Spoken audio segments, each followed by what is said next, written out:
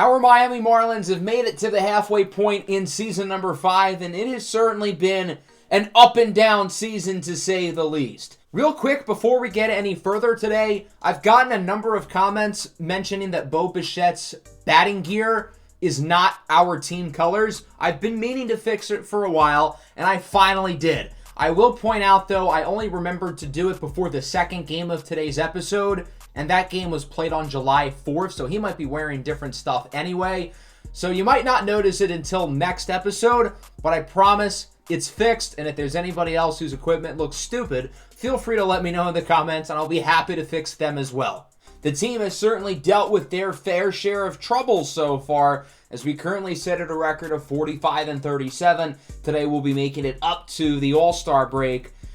Over the last 2 months, the team really has not been all that good. We've been very inconsistent in terms of our offense and our pitching, and it's costing us in the standings. The Mets are continuing to build up on their lead within the NL East. The Phillies and the Braves are playing better, while we are falling behind a little bit. As for the wild card race, for a while we were comfortably within the top 2. Now not so much. We're only half a game back of the final wild card spot. We're only 2 games ahead of Atlanta, who's the first team out. As it stands now, we have tied for the 9th best record in baseball, which really isn't bad in a vacuum. We're on pace to win 90 games, which is the exact same that we've won over the last 2 seasons. So really, the team hasn't been bad at all, but I also haven't necessarily seen the improvements that warrant this team is going to perform differently in the playoffs as opposed to the last 2 seasons. And performing well this year is extra important because of all the free agents we have. Look at all the guys with a money sign next to their name. They are all free agents at the end of the year, and there is a whole lot of them. Basically, our entire offense minus 2 or 3 players, 2 starting pitchers, and a large core of our bullpen. And then after next year, Nick Fortes and Jazz Chisholm are both free agents. So basically, this is kind of the last hurrah with this core, because realistically, we're not going to be able to pay everybody being a small budget team, and we're obviously going to have to be smart with how we pay guys. We've got some good players in the farm system, but realistically, I'm not sure how many of these guys in the minor leagues are going to be able to contribute within the next calendar year, and we're going to need some of these guys too, whether it's next year replacing key veterans, or even this year with guys underperforming or getting injured. I wanted to take a look at the trade block to potentially find some guys to potentially look to trade for, and I think James Wood with the Washington Nationals is a really good buy low candidate. Wood was a part of the Juan Soto trade all those years back, and he just has not really developed with the Nationals. A freakish 6'7" outfielder who has raw power, but he just hasn't really built the rest of this game. And offensively this year, he has been an utter train wreck, hitting 190. He's been in the minor leagues playing pretty well, but he hasn't really been able to prove himself in the big leagues. And at 24 years old with over 3 years of MLB service used already, I think the Nationals realize this guy might not be a long-term piece of their future. And I think it's worth taking a shot on him. If it doesn't work out, it doesn't work out. So I think all we're really going to have to give up is one of these pitchers, either Fernando Cortez or Carson Milbrandt, and I'd probably rather give up Milbrandt. He's had a good season in AAA. He's only 22 years old. He has high C potential, so it's not like we're giving nothing away here, but I think it is worth it for somebody with the long-term upside that James Wood potentially still has. We're not done, though. We're making another move with the Tampa Bay Rays, acquiring infielder Junior Caminero. He's somebody who is a very good defensive player. The offense is getting there. He has played pretty well in the big leagues this year, albeit only 43 at-bats, very limited sample size. We'll be trading away Anthony Peguero, who's a solid 21-year-old outfield prospect who's been here since the start of this series, but really hasn't improved all that much, which is why I'm okay with giving him away. In AAA this year, he really has not been good, and I don't know how convinced I am that he's going to be any more than a full-time minor leaguer. We're also going to be adding Yusei Kikuchi to make the contracts work, because we don't have that big of a budget. We need to unload some contracts, and that's what we'll be doing here with Kikuchi. So we go out and add 2 players in James Wood and Junior Caminero, who in real life are 2 of the 5 or 6 best prospects in all of baseball right now. But within the series, neither of these guys are all that good of assets. I do think they can contribute for us in the future, But I think for now, we're going to keep both of them in the minor leagues because we have other guys on the big league roster who are still getting playing time. And both of those guys have already had their minor league options used this year. So it doesn't hurt us for them to be sent back down. We're going to be making a corresponding move, sending Ryan Poles down to AAA. He started the year off pretty well in the big leagues, but he's cooled off since. And Aaron Sabato has been playing really well in the minor leagues. I think he deserves an opportunity up in the bigs. He has been raking in AAA. One of the best offensive players in all of minor league baseball this year. He has limited experience in the big leagues already. He was up a little bit 2 years ago, and he'll be back up here to hopefully give our offense some lightning. So with that, we are now ready for the second half of the season, and we're going to continue to potentially make more trades as we get closer to the deadline, but there's nothing else I feel like we have to do right now. As we look at our current situation, the offense has been inconsistent. A lot of guys are cold. We've been missing Jazz Chisholm pretty badly. We've also been missing Woody Landry, although he is now healthy. As for the pitching, Cabrera and Alcantara at the top have been great. Everybody else has not been so great. The back end of the rotation's been shaky. The bullpen even has been a lot worse than it was last year. Certainly does not have the consistency that last year's unit did. And we have got a massive series here to kick off today's episode at home against the New York Mets. We have to perform here if we want any realistic shot of making a run at this division within the next month or so. We're currently 4.5 back of them. The Phillies and the Braves are catching up. We need to keep ourselves in this division race, and we need to perform at home. We get an unfortunate injury in the minor leagues. Dominique Sierra will be going on the 60-day injured list. Sierra was really good last year. This year, not so much, and unfortunately his rough season continues. We're going to play this first game. I wanted to face off against Ryan Stevenson, who was a top draft pick a couple years ago. I believe he was actually the #1 overall pick by the Mets, and he's developed into a pretty good player. He'll be facing off against the veteran Jeffrey Springs. The Marlins need to perform in this series. They're at home. They recognize that they haven't been playing overly well over the last couple of months. Now it's time to make a statement. The Marlins have not swept anybody since late April, 2 months ago, against, ironically, the New York Mets on the road. The Marlins have performed well against the Mets this year, so hopefully that's an indication of what we're going to get here in this series. Let's take a look at both lineups. No shortage of star power for both of these teams with guys like Brett Baty and Bo Bichette in the MVP races. And here's a look at Jeffrey Springs, who's been okay this year, 4.24 ERA, 1.32 whip.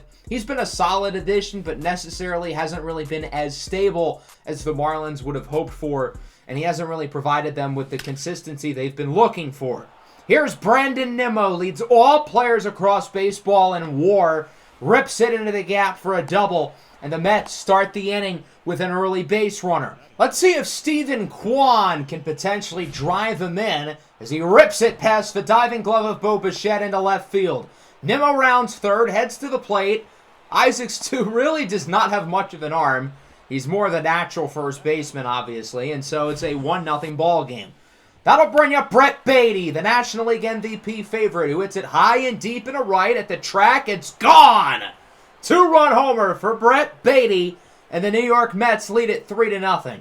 Baty with his 21st homer of the year. He has been arguably the most consistent offensive player in baseball this year. He has been dominant for the Mets as the inning comes to a close with a Francisco Lindor strikeout. Not a bad start, though, for the Mets. They score 3, giving their young lefty, Ryan Stevenson, plenty of run support.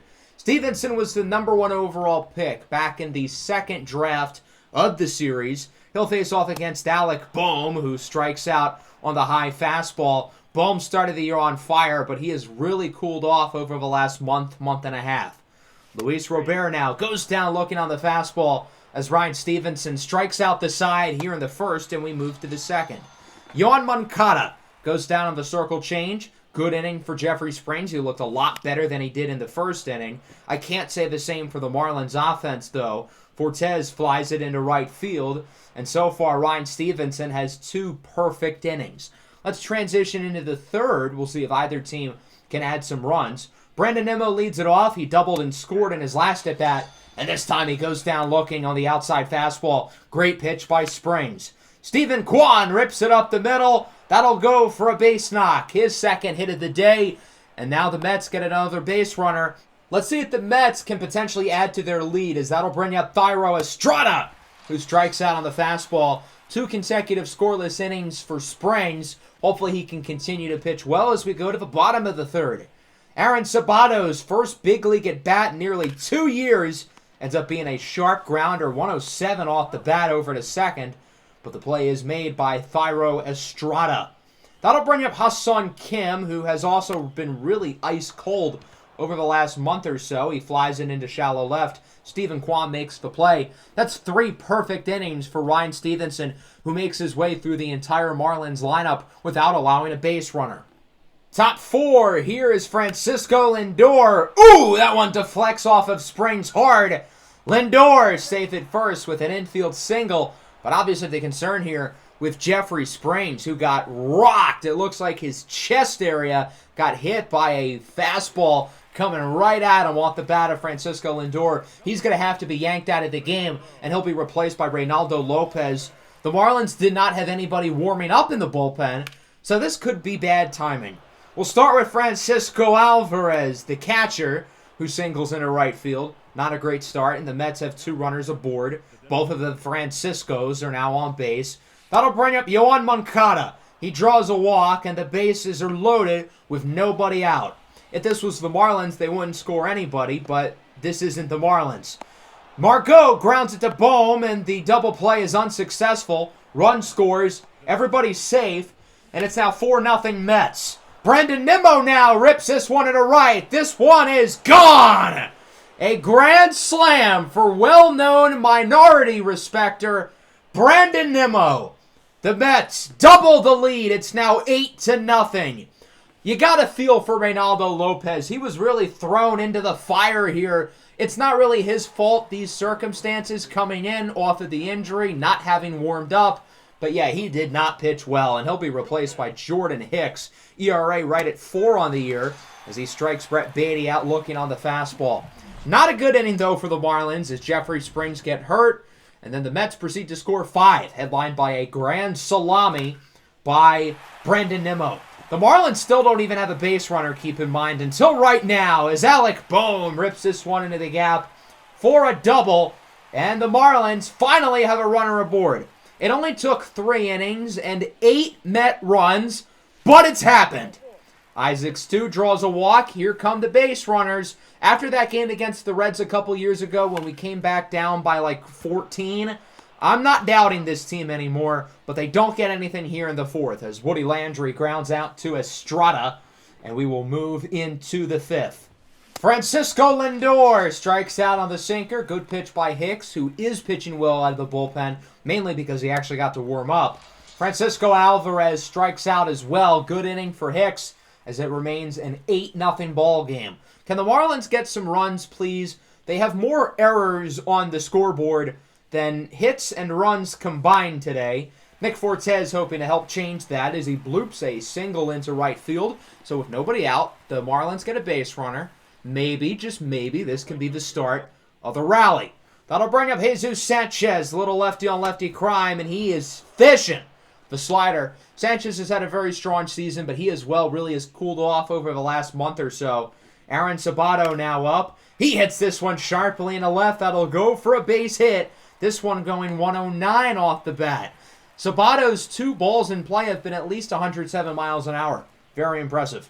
Runners on the corners, 2 away. Huge opportunity here for Alec Bohm to just get the Marlins on the board. And it looks like he kind of jams this one up. It has some distance, though, in the right center.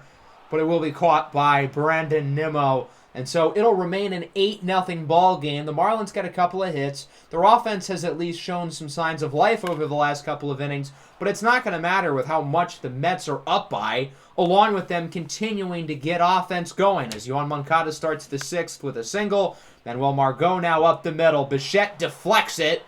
But unfortunately, he's unable to make the play at first in time. That'll go for an infield single for Manny Margot. Brandon Nimmo chases the fastball. Hicks will make it through the 6th unscathed as it remains 8-0. Bottom 6. Will this be the inning that the Marlins score? Not if they're swinging like that. Isaac Stu, the rookie, goes down on the changeup. 2 away now for Bo Bichette. He pops this one up ahead in the count, but he gets jammed by the inside fastball, and it's caught by Nimmo. 6 scoreless innings now for Ryan Stevenson, the former top draft pick, looking like a superstar tonight. And everything continues to go wrong for the Marlins in what has been a no-good, horrible, very bad day. Steven Alez comes out of the bullpen here entering the 7th. Estrada pops it up in a right field. Sanchez is unable to make the play. And the Mets get themselves another base runner as they continue to get guys on, although they haven't really scored anybody since the 4th. Alvarez hits it sharply to second. Kim will make the throw over to first.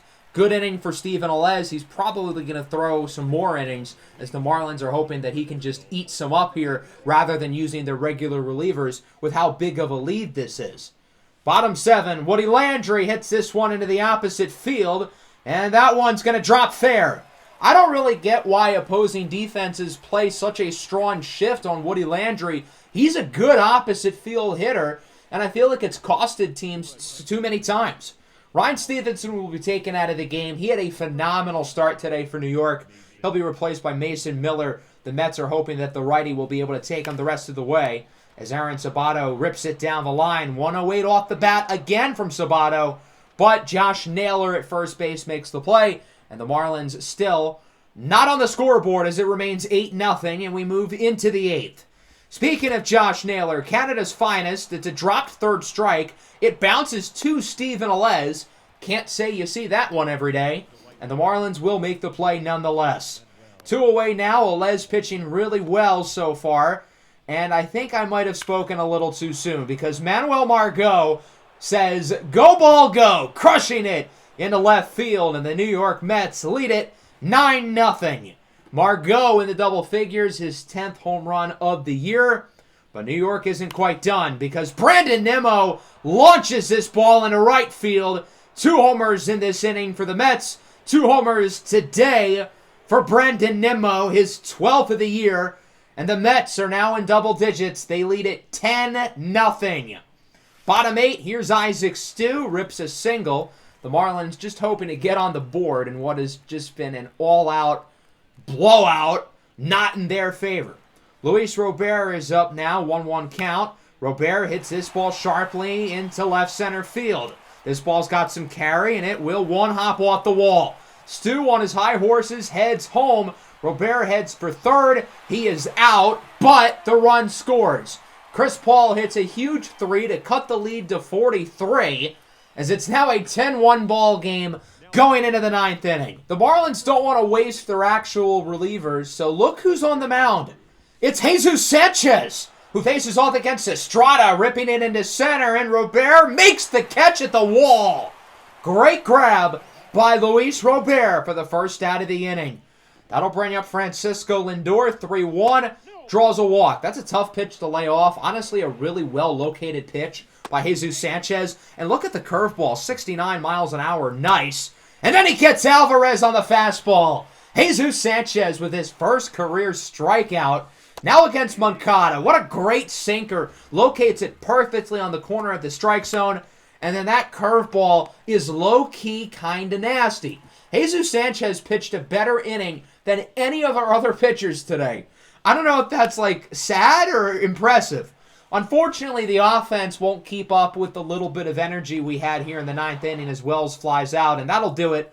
The New York Mets win it 10-1 with a dominant victory here in the first of 3 games in Miami. And I think it's time that we have a long talk about this team because there have been some noticeable issues brewing over the last couple of episodes, and I feel like we have now hit rock bottom. We're 45-38. The team is not playing to expectation. Now we have arguably our biggest series of the year against the team ahead of us in the division. How do we start things out? We lose the game 10-1. The pitching was a disaster. The offense was a disaster. The defense was a disaster. The highlight of this game was having a position player pitch in the 9th inning. Right now, our team is nowhere near where the Mets are. And as it stands now, this Marlins team is not built to win a World Series. And we're going to have to look ourselves in the mirror over this next month or so leading up to the trade deadline. And we might have to make some tough decisions if things don't appear to change. The Mets hit the ball really well today. 2 homers, 5 RBIs for Nimmo. Ryan Stevenson with 6 1/3 scoreless innings. As for us, nobody played well. Other than Jordan Hicks, he was actually kind of good out of the bullpen. I'll give him credit. Reynaldo Lopez was dealt a bad hand. I don't really think it's his fault. He wasn't loose at all, and he had to come in late. But even if Jeffrey Springs doesn't get hurt, we don't win the game because we scored 1 run. Luckily, Springs' injury won't be a big deal. He'll probably be back for his next start. But that's the least of our concerns now. We've got to find a way to win 2 of these games here against the New York Mets. We absolutely cannot afford to get swept. And ideally, I'd rather not lose this series. We're 6 games behind them at 45 and 38. And if we continue to play like this, we're going to continue to plummet. I'm trying to figure out what the issue is with our team, and as you look at our offensive statistics, we're at the top in just about everything. We're first in homers, second in average. We're at the top in literally everything except for walks, and even so, we're still towards the middle, tied for 18th. Statistically, the offense has been really good this year. So what about the pitching?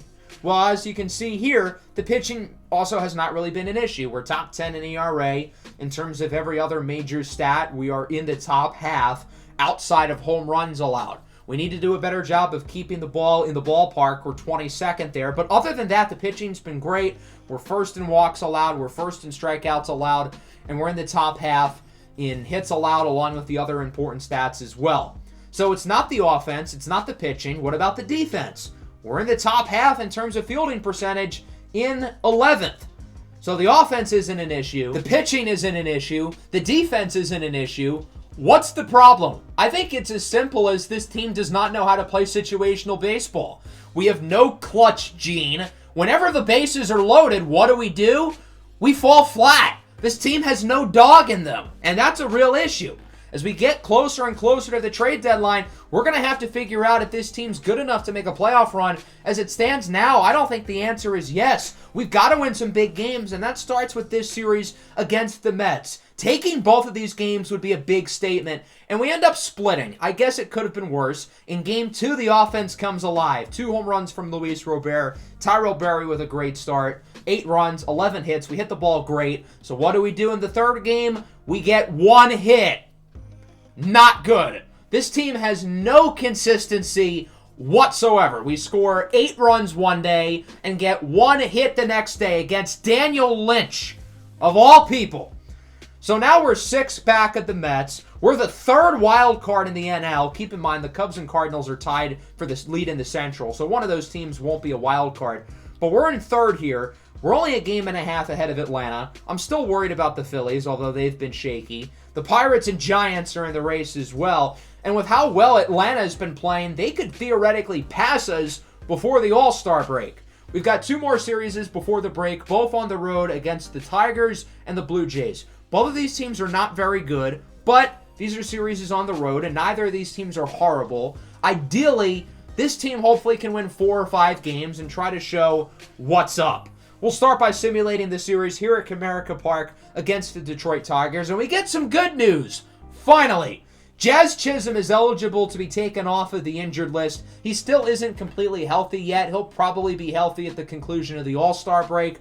But it's nice knowing that he is going to be back soon, and his impact has very clearly been missed. This team over the last 2 months has been nowhere near as good without him. Aaron Sabato will be sent back down to AAA after a short stay in the big leagues.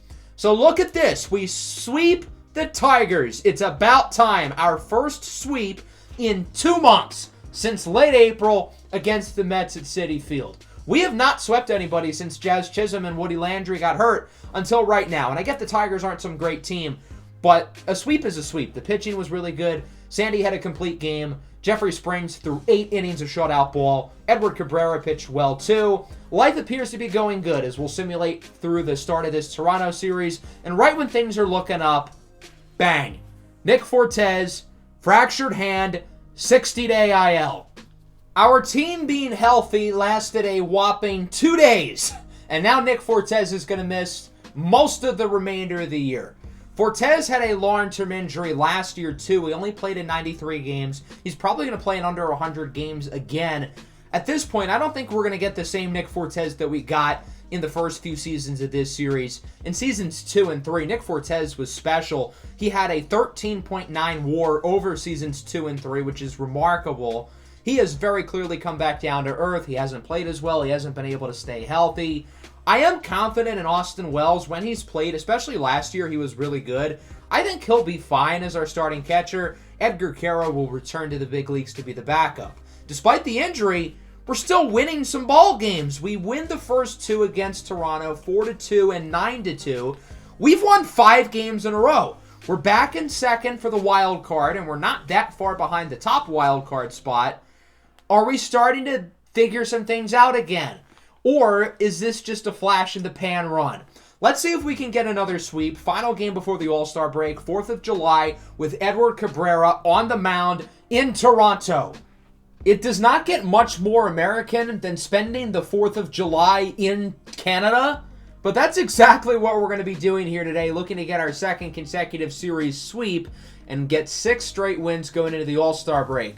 Bo Bichette, of course, making his return to Toronto. The Blue Jays lineup is significantly different, significantly worse than it is in real life, with guys like Vladimir Guerrero Jr. and Alejandro Kirk also out the door. Yasver Zulueta will be starting for the Blue Jays today, a 29-year-old righty, 4.02 ERA on the year, as he faces off against Luis Robert, who hits this ball high and deep into center field. Back at the track, at the wall, it's gone! Solo home run for Luis Robert, his 17th of the year. And the Miami Marlins are quickly on the board. They lead it 1-0. Robert trying to give himself one final push into the All-Star game. Let's get a very good look here at Edward Cabrera, who's had a fantastic season once again. 10-2, 2.52 ERA, 1.08 WHIP. He was second for Cy Young last year. He's currently in the Cy Young race this year. He's going to be an All-Star again as he strikes out Garrett Mitchell on the fastball. Looking to retire the side here against Jake Cronenworth. Welcome to the Crone Zone as he flies this one high and deep. Back at the track, at the wall. What the hell was that? Jesus Sanchez didn't go up to catch it. Instead of a routine out, it's a triple. I don't know what to say about that. That'll bring up Lou Gade, who grounds it up the middle. Good play by Cabrera. And the defensive blunder, if you will, does not result in any runs. Thank God. It's still 1-0 going into the second with Jesus Sanchez leading off, looking to make up for his defensive mistake as he gets a pitch to hit and hits it well into right center. Mitchell at the wall. It's gone! Jesus Sanchez more than makes up for his defensive mistake as he goes deep, and it's a 2-0 Marlins lead. That's his 14th homer of the year. Jesus Sanchez certainly has not been as good as he was earlier in the season, but he is still on pace for career numbers across the board. Here's Austin Wells, the full-time catcher for now, with a single into center, misplayed by Garrett Mitchell. Austin Wells has been a good hitter since being acquired by the Marlins a couple years ago. Here's Aurelvis Martinez, another former Blue Jay, with a grounder to second. And the play will not be made for the out. And unfortunately for Toronto, the second baseman, Abraham Toro, is hurt on the play. We have no idea what the injury is, but he'll be replaced by Cole Young. 2 runners aboard here. That'll bring up Luis Robert. The Marlins got 5 hits through their first trip around the lineup, whereas in the Mets game earlier today, they had 0. Full count. Robert flies this one into foul territory. Going to be a tough play at the wall, and it's caught. Nice grab out there in right field by Toronto. The Marlins do add another run off of another homer by Jesus Sanchez as we move bottom 2. The Blue Jays get one back. Michael Chavis homers into left field, and it's now 2-1. That one well over the bullpen, 409 feet. Chavis has been Toronto's most consistent hitter this year, which really says how bad this Toronto lineup is. Here's Gabriel Martinez into the corner. That'll go for a double, and the Blue Jays got another base runner as they look to potentially tie it up with a runner on scoring position and nobody out. Daniel Susac, the catcher, strikes out on the fastball. 2 away now for Sam Haggerty. He looks at the sinker right down the middle. It's been a rough year for Haggerty. He's hitting 144. Let's move top 3. The former Blue Jay, Bo Bichette, looking for his second hit of the game, and he'll get it as it goes off the wall. Bichette going to have a close play at second. He slides in safely, and the Marlins lead off the inning with a double. That'll bring up Woody Landry, who's been pretty solid since coming back from injury. Hits this one again into the opposite field, and it will scrape over the wall for a 2-run shot. The Marlins have homered in all 3 innings today, as Woody Landry is now in the double digits, his 10th homer of the year, and keep in mind he's missed like half the season. And so the Marlins lead 4-1. I don't think any of the Marlins home runs today have been more than like 5 or 10 feet over the fence, but they're going over. That's all that matters. The hits are going to keep on coming. Jesus Sanchez singles into center. The Marlins have 8 hits today, and there's still only 1 out in the 3rd. They have more hits than outs today. Jacob Berry hits this one high and deep into right center. Mitchell at the track at the wall. It's caught. Wow, that one looked like it had a chance to go over as well, but just not quite enough carry for Berry. Bottom 3, Nicky Lopez checks his swing on the curveball. Nicky Lopez is the only qualified Blue Jay hitter to have an OPS above 700 this year. And then Jake Cronenworth goes down looking as well. 1-2-3 inning for Edward Cabrera as we move top 4. Zulueta still in the game despite his struggles, looking to get a 1-2-3 inning, and I don't think he's going to get it. Luis Robert hits this one sharply into left field, his 2nd hit of the day. That'll go for a double, and the Marlins have a runner in scoring position as they look to add even more to their lead. They've hit a homer in every inning so far, and while the Blue Jays don't want to see Zulueta allow another one, so he'll be taken out of the game, replaced by Hayden Juniger. He'll face off against Bo Bichette, and he will hit this one sharply into right, but right into the glove of the right fielder. So Toronto will end up making the play. That's Gabriel Martinez who comes down with it as it remains 4-1. Bottom 4, here's Michael Chavis with a grounder to short. What a play! Bo Bichette gets the out at first. What a defensive play by the former Blue Jay, Bo Bichette, as we look at this beauty again, barely getting the runner out. That was a close one. Jesus Sanchez up now in the 5th. He's 2 for 2 today. Why not add another one? Hits it well into left field. It'll stay in the ballpark, but it goes off the wall. Sanchez aboard at second with a double. He is a triple shy of the cycle with probably 2 more at-bats today. Can he get it? We'll find out later. Jacob Berry now. Grounder to short. Toronto should be able to make the play. It's bobbled, but they will get the out. Another scoreless inning here. The Marlins offense cooling down just a little bit over the last couple as it remains 4-1. Edward Cabrera very quietly is having himself a great game. He has not allowed a base runner since the 2nd inning as Sam Haggerty pops it up and it'll be caught by Berry. 5 innings, 1 earned run, just 3 hits allowed from Cabrera, and one of those hits was because Jesus Sanchez apparently is blind, so he's really only allowed 2 hits. Top 6, Austin Wells chases the high fastball. Should not have swung at that pitch. Hayden Juniger has done a good job out of the bullpen as Brian De La Cruz will draw a walk, and so that'll have a runner aboard here for Luis Robert, looking for his 3rd hit of the game, and he'll get it. Singles into center field. He is now a triple shy at the cycle with at least 1 more at bat coming today. De La Cruz advances to 3rd, and so now there's 2 runners in the corners, 2 away for Bichette, and he swings at a pitch he shouldn't have. The low changeup got him. And so the Blue Jays get out of the jam as it remains 4-1. Bottom 6, here's Garrett Mitchell, grounder to short. Gonna be a tough play for Bichette. What a play at first by Woody Landry with the splits. Oh man, that's gotta hurt the big fella.